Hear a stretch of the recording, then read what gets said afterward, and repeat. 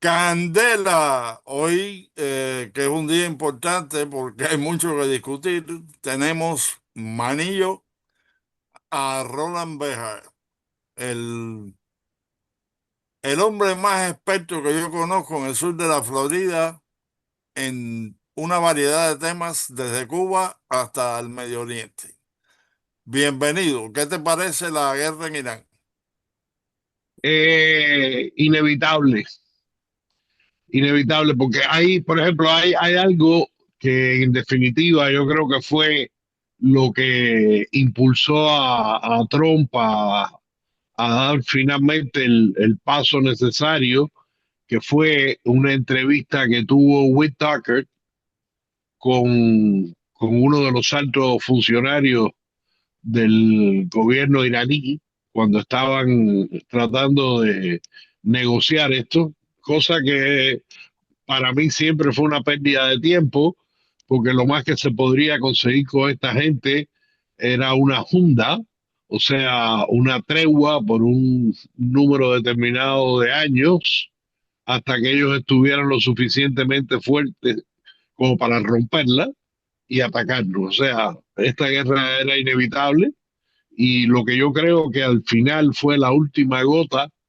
necesaria fue esta entrevista de Whitaker con uno de los altos dirigentes de Irán que les dijo que tenían alrededor de 400 y pico de kilogramos o no sé, tenían una cantidad determinada de uranio enriquecido al 60% que les permitiría fabricar hasta 11 bombas nucleares. Después que esta conversación tiene lugar, según lo que se ha publicado, es que Trump decide dar el paso y además otras indicaciones que estaban apuntando a que los iraníes iban a hacer un ataque antes.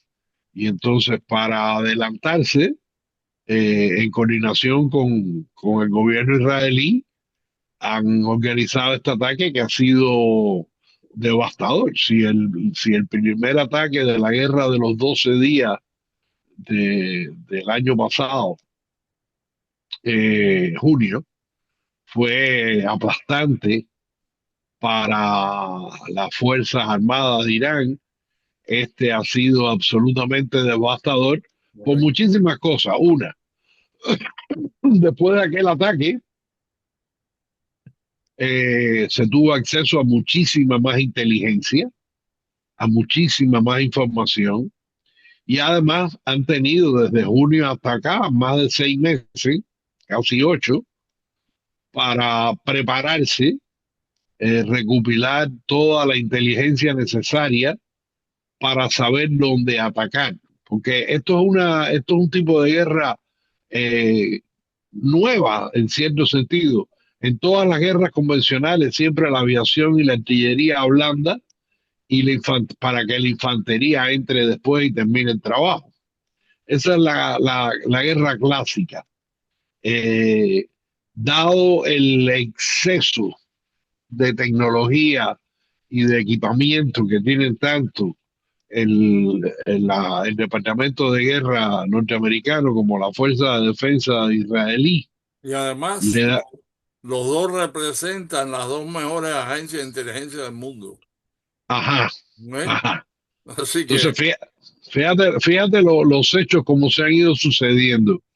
Primero, explotaron el lugar donde el día antes o el mismo día del ataque, explotaron un lugar donde habían más de 40 individuos que estaban reunidos ahí con el ayatollah y todo eso, y los hicieron picadillo a todos. Y hoy, que habían otros 88 reuniéndose, para volvieron a elegir hacer quién iba picadillo. a ser el nuevo dirigente del país, también los eliminaron. Al parecer, se salvó un hijo de Jamení y es el que al parecer le van a indicar esta responsabilidad. lo cual es una situación muy difícil porque ya la cabeza de él tenía un precio. Ahora el precio se dobló porque están haciendo lo mismo que hicieron los israelíes con Hezbollah, que primero con la operación de los Viper y los walkie-talkie eliminaron a la cúpula y después eliminaron a la figura máxima, Nasrallah, y han ido eliminando a todos los que se han ido postulando para el puesto. Ayer mismo, después de que Hezbollah atacó desde el Líbano, las fuerzas de defensa israelí respondieron tremendamente y también le modificaron la salud al que estaba en cargo Encargado. de Hezbollah en el Líbano. O sea, Sí, que creo, hubo uno ahí que le dieron el cargo por las mañanas y ya al mediodía estaba muerto. Así sí, mismo. sí, sí, son carreras de poca duración. Déjame hacerte una pregunta, porque yo estoy en las redes sociales y también veo bastantes noticias y tú oyes las discusiones contra haber entrado en esta guerra de muchos de los liberales que tú sabes cómo actúan. Una de las cosas que dicen, y yo quiero tu respuesta, es que esta guerra fue sin provocación, que Irán nunca provocó a los Estados Unidos para que tomaran la acción que han tomado en esta guerra. Yo diría que están provocando a los Estados Unidos desde que la Ayatollah cogió el poder en 1979. Bueno, No, empezar por ahí, empezar que esta gente se pone en escena tomando la embajada norteamericana en Irán y apresando a 400 y pico de funcionarios que estuvieron hasta que Reagan tomó el Un año. poder, Estuvieron un año entero. estuvieron un año ahí. y quisiera decir Entonces, que yo creo que a Reagan también le jugaron la cabeza, o esa la dejó jugar cuando mataron en el 83 en el Líbano a los 220 Marines. Ah, no, que oye, ¿y no te acuerdas de la lancha aquella que capturaron y arrodillaron a los marines y todo eso cuando ¿Sabes lo los... que más bochornoso salió de eso? Cuando John Kerry, que estaba en aquel momento de secretario de Estado, salió públicamente dándole las gracias a Irán por el trato que le habían dado a esos soldados que capturaron. Vaya, fue una Sí, pena, porque esos es, los humillaron.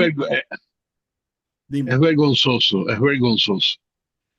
Bueno, pero es que, mira, todo eso, eh, no nos olvidemos de quién es Obama, no nos olvidemos de quién es Obama, ¿ok? Obama es un aliado de esta gente tácito, tácito. Desde que él llegó al poder, eh, eh, él se llamaba Larry Sotelo. Así es como él logra entrar y estudiar y becas de extranjeros y todas las cosas que él consiguió. Cuando él decidió que se iba a meter en política, se islamizó su nombre, Barack Hussein Obama. Él no se llama como su abuelo materno, ni además, él no ni siquiera se identifica como una persona mestiza, él se identifica como un afroislámico, en definitiva. Esa es su identidad. Bueno, yo vi Fíjate, durante el fíjate, mandato de eso. Sí, yo quiero ir al entiendo. grano. En estos momentos, Irán ha perdido todos sus barcos de guerra. Todavía tienen suficientes lanchas patrulleras para crear un problema en el estrecho de Hormuz. No sabemos hasta qué punto la Guardia Republicana está intacta o está totalmente destrozada. El Porque le problema son los, metieron, el problema son los números. El problema son los números. claro, Y hay que entender que esta gente llevan eh, 47 años, ¿ok?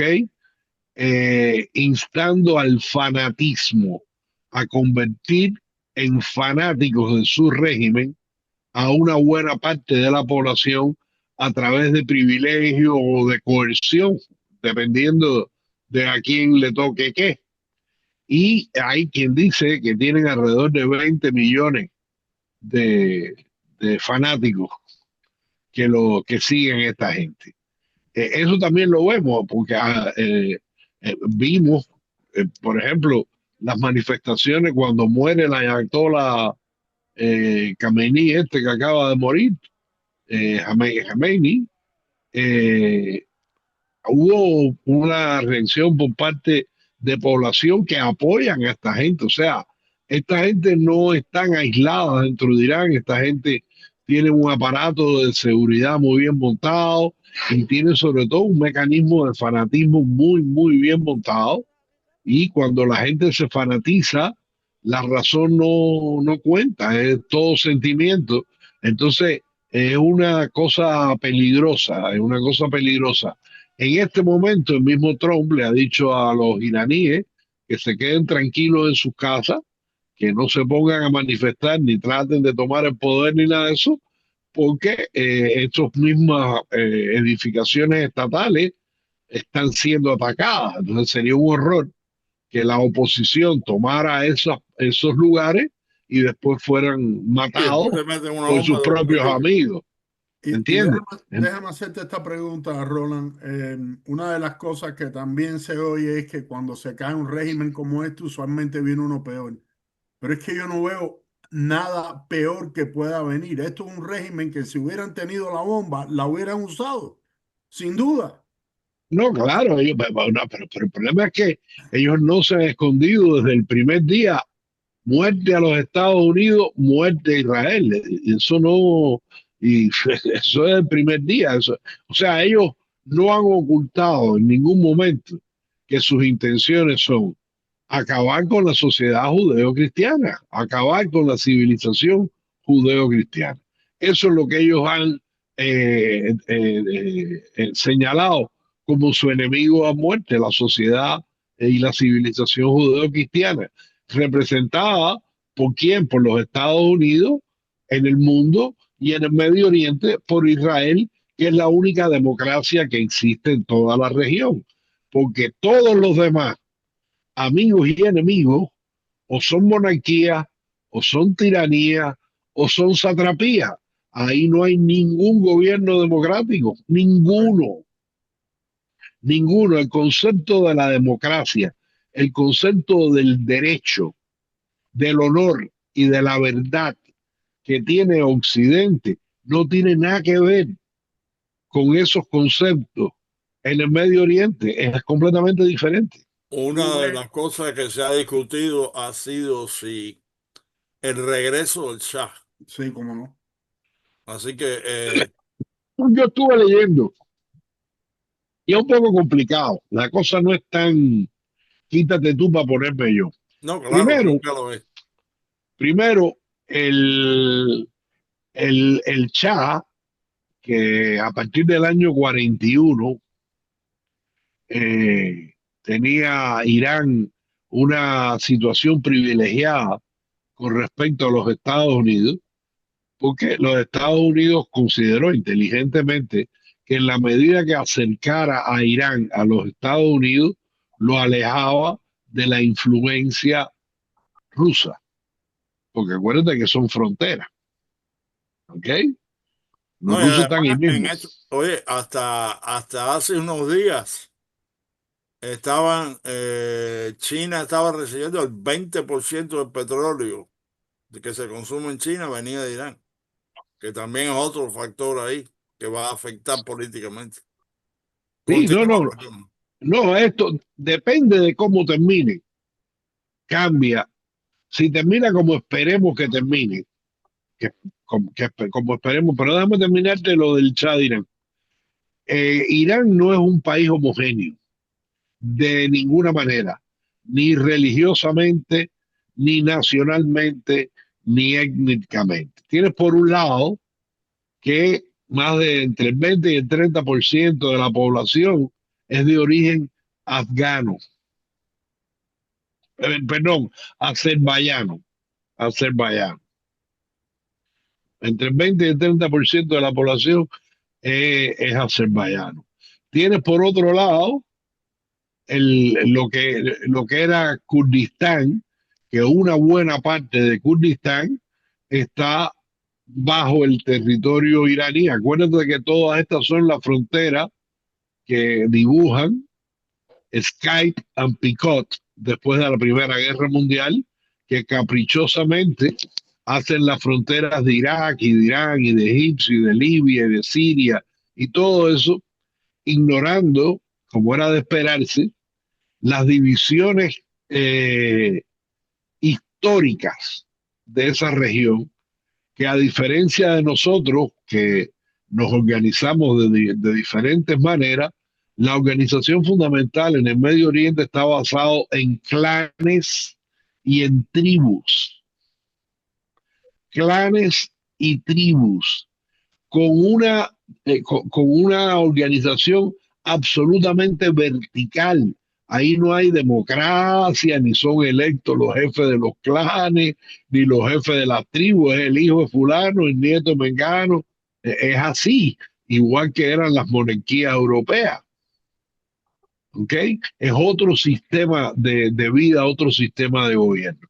Entonces, todo eso, todas esas son tensiones y todos esos son intereses que se mueven dentro del país, ya sea basado en la etnia, basado en la nacionalidad o basado en la religión, porque por el otro lado, aunque tienes una mayoría islámica, musulmana, chiita, también tienes Zoroastra, que era la religión original de Irán antes de ser ocupado por los musulmanes.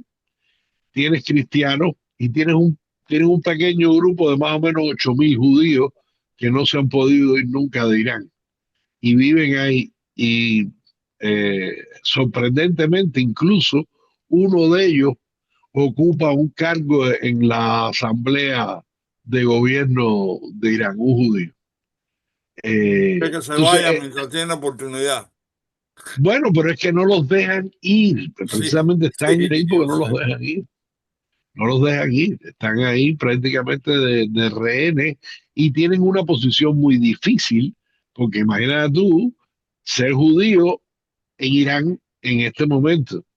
Es una situación muy delicada, porque no dejan de ser judíos y por lo tanto no dejan de tener solidaridad con Israel, pero por el otro lado son rehenes de un país extremadamente antisemita y con la intención de destruir no solamente el Estado de Israel, sino de matar a todos los judíos del mundo. Es una situación muy jodida. Vea, déjame hacerte una pregunta. El movimiento de juventud que hay en Irán andando en este momento, que están buscando más abertura, más dinero invertido adentro del país y no hacia el terrorismo extranjero. ¿Tú crees que con ese grupo, que es un grupo tan masivo y joven, que tú sabes que van a vivir más que los que están en el poder en este momento, tú crees que hay oportunidad de que de ahí salga algo diferente que sea positivo para la zona? Es que el problema es que, como todos estos regímenes totalitarios tienen una característica común, tratan de atomizar o eliminar o disminuir cualquier oposición que se les presente. Entonces, en este momento, por ejemplo, se puede señalar el movimiento de la gente que está alrededor del hijo de Reza Pahlavi, el representante del viejo régimen, y que tienen un público y hay gente gritando por Reza Pahlavi, pero por otro lado, tienes a los kurdos, que son los que han tenido las armas en la mano y han atacado, en algunos casos, a la Guardia Revolucionaria. ¿Entiendes? Porque la gente del Shah, yo no sé si tienen armas o no las tienen, o si están dispuestos a usarla o no, o si lo han hecho o no, pero los kurdos sí lo han hecho, porque una de las acusaciones que ha hecho el régimen de Irán es que hay terroristas atacándole. Y para ello, y para mucha gente, porque los kurdos tienen también sus características y sus grupos diversos, los acusan de terroristas. Entonces es una situación muy, muy complicada. Por eso inteligentemente Trump está diciendo que él no quiere, que no está buscando un cambio de régimen, que le alegraría que eso sucediera, pero que si aparece uno de allá adentro que está dispuesto a parar la bronca, a cesar con las intenciones de crear un arma nuclear y de cesar con las intenciones de seguir fabricando eh, misiles convencionales, entonces podría existir la posibilidad de aceptarlo como cualquiera de las otras tiranías del Medio Oriente, que son tiranías que, entre ellas, las que firmaron los acuerdos Abraham, aceptan la existencia del Estado de Israel, tienen relaciones comerciales con Israel, relaciones diplomáticas con Israel y beneficiosas relaciones con los Estados Unidos.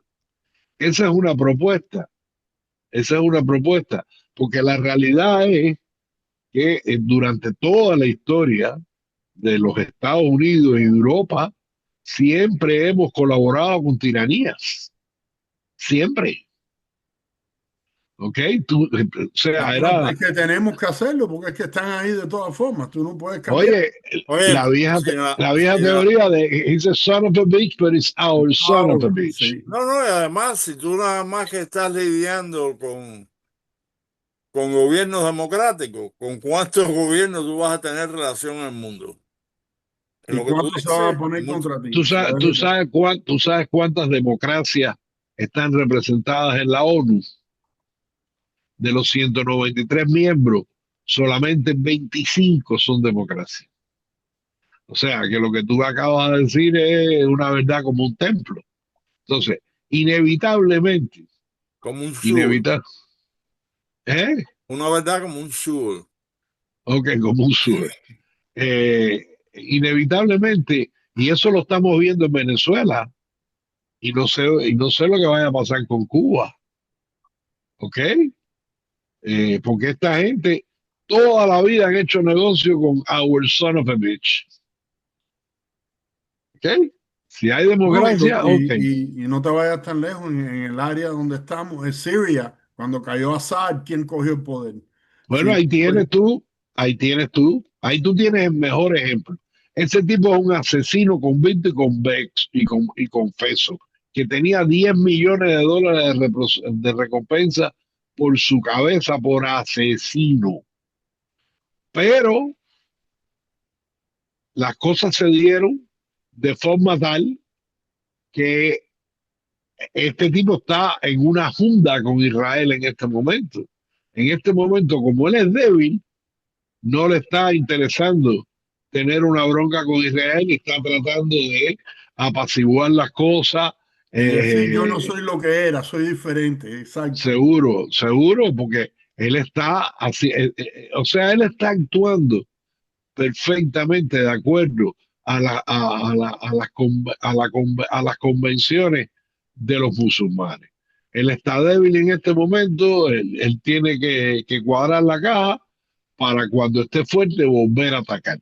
De que van a volver a atacar, van a volver a atacar porque lo dice el libro de ellos, la obligación de todo musulmán es hacer la yihad, que en el mejor de los casos, la yihad significa el mejoramiento propio, el avance propio, acercarse más a Dios, cultivarse más. eh, eh, Ese es en el mejor de los casos. En Pero el en el peor caso es, general, en el- es el califato, la UMA. Tú lo estás viendo con Mandami. Mandami, ya, que lo que tiene es un pedacito de poder comparado con el poder del mundo. Pero como es alcalde de una ciudad de tantos millones de habitantes fijos y corridos, él se siente con un poder tremendo. Y mira las declaraciones que hace. Lo primero que hizo fue oponerse a la guerra de Irán. ¿Tú has oído algún otro alcalde de todas las ciudades de los Estados Unidos pronunciarse a favor o en contra de la guerra de Irán? No, porque eso es un tema de relaciones exteriores, ¿Qué alcalde? ¿De dónde? Pero él está cumpliendo una Newsom, si función. no me equivoco, Newsom sí lo está haciendo, pero bueno, él tiene aspiraciones a la presidencia. Sí, pero Newsom es gobernador, no es alcalde de una Sí, no, verdad, ciudad. no, no, está claro. El alcalde de Estábamos- Los Ángeles, el alcalde de Los Ángeles, no por muy está metido, no está pro-iraní que metido en sea, nada. el alcalde de Miami, no, O sea que no. la alcaldesa de Los Ángeles fue miembro de la brigada Venceremos. Sí, sí, cómo no, cómo no, cómo no, cómo no. Oye, quiero hacer un paréntesis un segundo para recordarles a la audiencia que este programa Candela, igual que Hablando Historia, se puede ver y escuchar, por supuesto, en Rumble, en Telegram, en X, en Truth Social, Signal, YouTube y Facebook. Wow, Así qué que, bueno, qué bueno, qué bueno. Qué no, bien está eso. Oye, y hablando te quería preguntar, no sé si, aunque el tema fundamental hoy es Irán, por supuesto, pero esto que ha pasado con los 10 compatriotas estos que han aparecido en Cuba me llama muchísimo la atención y como tú has leído algo de eso, me gustaría saber tu opinión. bueno, lo Tú, que te puedo decir es que es un grupo que fue de verdad, o sea, era gente más joven que nosotros, de una nueva generación, impacientes por hacer algo. Se habían separado de otro grupo que se había estado entrenando también por allá por el centro de la Florida. Y como dieron tanto a la publicidad en el aspecto de reunirse con gente para llevar a cabo una operación y no tenían la experiencia, cuando fueron allá los estaban esperando. Eso de que una patrulla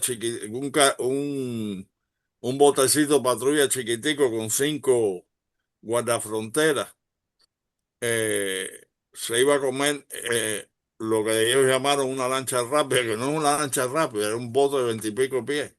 no, ni siquiera es un esquí. El Sí, esquí es un bote que prácticamente tiene fondo plano, no es un bote para el océano, un bote para los bajos. mira. Yo tengo entendido que el bote se lo robaron, porque no era. Sí, Yo no sí. sé, hay unas cuantas Y cosas. además, déjame Yo, decirte, fíjate, probablemente eh, pudiera haber sido una delación que era obvio que esta gente estaban buscando recursos para ir a hacer una operación. Pero además de eso, si no tenían experiencia, ¿no es? En la navegación y en lo que iban a hacer, probablemente salieron de un lugar como Night Ski, ahí en Los Cayos, y en una línea directa como una flecha así, empezaron a bajar hacia Cuba. Cuba no tiene buenos radares, ¿ok? Porque tenían al principio, en los años 60 y 70, tenían los radares rusos muy, pero después del colapso de todo aquello, me imagino que no deben tener muy buenos radares, pero algún radar tienen. Y si ellos yo, yo, tienen un bote que viene directo, lo único que yo tienen tengo, es yo te, yo poner te, a esperar ahí. yo tengo la impresión que es una medida activa de la seguridad del Estado, que le dijeron a estos individuos que fueran sin problema, que el ejército los iba a apoyar y que iban, y se comieron el cuento. Yo estoy casi convencido de que fue, porque hay mucha inconsistencia. Para empezar, si tú has leído de eso, si tú vas a hacer un tipo de operación de esa, por lo menos tú llevas dos motores, mínimo, porque No, te meten por llevas lo menos. incluso ellos dijeron, el régimen castrista dijo que habían 3 barcos, ¿ok? Y Ah, sí. que originalmente el que se acercó a a la costa más fue el que tuvo la confrontación. Pero habían hablado de 3 barcos. Mira, para tú llegar en el barquito ese a Cuba, Primero que nada, si tú miras el tamaño del barco, 10 personas, Mm. pues, y a cada uno darle un rifle, darle balas, Y una una mochila, pistola, cuchillo, ¿eh? una mochila, Una mochila y comida y etcétera. Esa lancha era para que hubiera estado 2.000 libras sobrepeso. ¿Eh? pero Sí, sí. Y por lo además menos. tenían que haber ido en un barco madre. ¿Eh? Porque esa lanchita, ¿cuánta? ¿Tú no llegas Oye, con eso? no, no, es que no le alcanza el combustible, Por eso. no le alcanza, o sea, era un motor de 300 caballos de fuerza prácticamente nuevo. No sé si era un Toda- Honda Todavía de no se sabe el objetivo, ¿correcto? No se sabe el objetivo de lo que ellos estaban tratando de lograr. tú sabes, Yo creo ok, que vamos a suponer que el objetivo fuera sabotaje. ¿Qué central está funcionando para romperlo? pues, ¿Qué central eléctrica iban a está apagar las luces, funcionando iban a para apagar las romperlo? luces. ¿Tú Mira, me déjame entiendes? llevarte un O punto más sea, allá. Un punto más allá. El régimen castrista dijo que ellos traían explosivos caseros que incluían cócteles Molotov. ah, Eso es ridículo, ¿ok? claro, Que tú claro, puedes ir a cualquier armería en Miami y comprarte un barril, un barrilito o un barril más grande, la cantidad que tú quieras, de pólvora. claro, Y con pólvora tú puedes hacer, fabricar lo que granadas, sea, lo que granadas, sea, bombas, lo que etcétera. sea, lo que sea, lo que sea. Pero cócteles Molotov, tú vas a llevar cócteles Molotov, gasolina, Sí, así en un barquito de ese tamaño. sí, sí, sí, sí. No, hombre, no, no. Déjenme, Yo te digo a ti, yo lo veo a las claras. Además, ellos necesitaban esto para desviar la presión en lo que es la realidad que están viviendo, que están completamente desabastecidos y temen una crisis humanitaria grande porque ellos no son capaces de satisfacer ni las mínimas de no, y necesidades de la tienen un población. problema más grande, y el problema es que tienen un presidente en los Estados Unidos que hasta ahora, cuando dice que va a hacer algo, lo hace. Lo hace, lo hace. ¿Ok? Lo hizo en Venezuela, lo acaba de hacer en Irán, y ya dijo que Cuba él la va a coger. ¿Cómo fue que dijo? Que se va a quedar. Un Pacíficamente. friendly takeover. Pero déjame decirte, un friendly takeover ahí,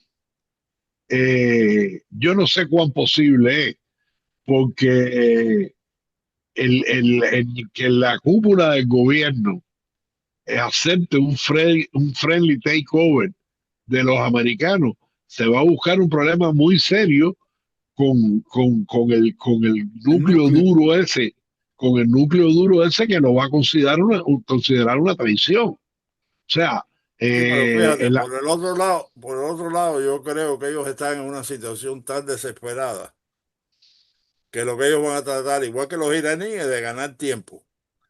Y de ganar tiempo quiere decir, vamos a tirar a Díaz-Canel debajo del tren. ¿No es? Lo purgamos, lo llamamos que es un corrupto, que los problemas que ha habido en el país han sido de culpa de él, etcétera. Y vamos a soltar presos políticos Ay, Dios mío, y Enrique, vamos a se abrir nos unos acaba el cuantos tiempo. mercados se, libres nos, campesinos y ya. Se nos se acaba nos el acabó tiempo, el tiempo. Enriquito. Vete despidiendo, vas a volver y vamos a seguir Ok, hablando. cuando quieran, cuando quieran, cuando quieran.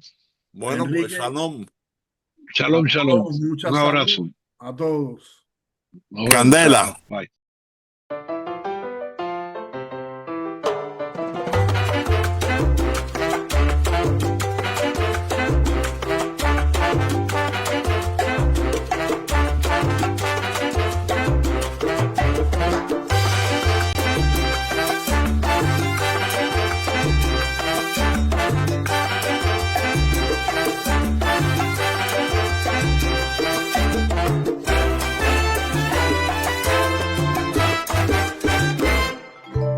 Candela.